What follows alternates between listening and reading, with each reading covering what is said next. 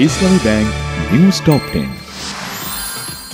বিচারের জন্য শেখ হাসিনাকে অবশ্যই ফেরত দিতে হবে ভারতকে বলেছেন প্রধান উপদেষ্টা ডক্টর মোহাম্মদ ইউনূস। জানালেন, আওয়ামী লীগের নির্বাচনে অংশগ্রহণে তার কোনো আপত্তি নেই। বিএনপি মহাসচিব মির্জা ফখরুল ইসলাম আলমগীর বলেছেন, বিএনপি দ্রুত নির্বাচন চায়, ক্ষমতায় যেতে নয়। দ্রুত নির্বাচন না হলে দেশে বিভিন্ন সমস্যা মাথাচাড়া দিয়ে উঠবে।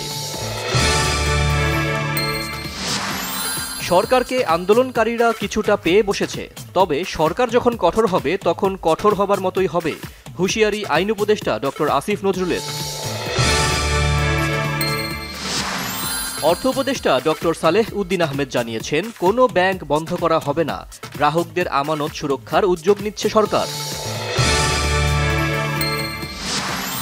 আদানি গ্রুপের সঙ্গে বিদ্যুৎ কেনা সংক্রান্ত চুক্তি পর্যালোচনা যাচাই বাছাই করার জন্য একটি তদন্ত কমিটি গঠন করার নির্দেশ দিয়েছে হাইকোর্ট, বাতিল প্রশ্নে রুল জারি।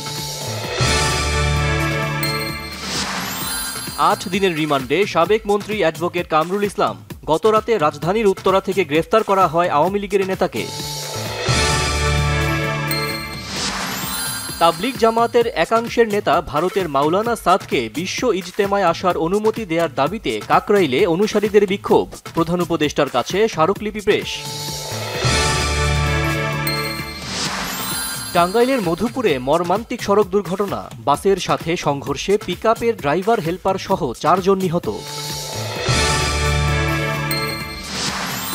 যুক্তরাষ্ট্রের নিউ ইয়র্ক শহরের ম্যানহাটনে ছুরিকাঘাতে 2 জন নিহত ও 1 জন আহত হয়েছে। সন্দেহভাজন হামলাকারীকে আটক করেছে পুলিশ। পাকিস্তানের ওয়ানডে ও টি-20 দলের কোচ হলেন আকিব জাভেদ, দায়িত্ব পালন করবেন আগামী বছরের চ্যাম্পিয়ন্স ট্রফি পর্যন্ত।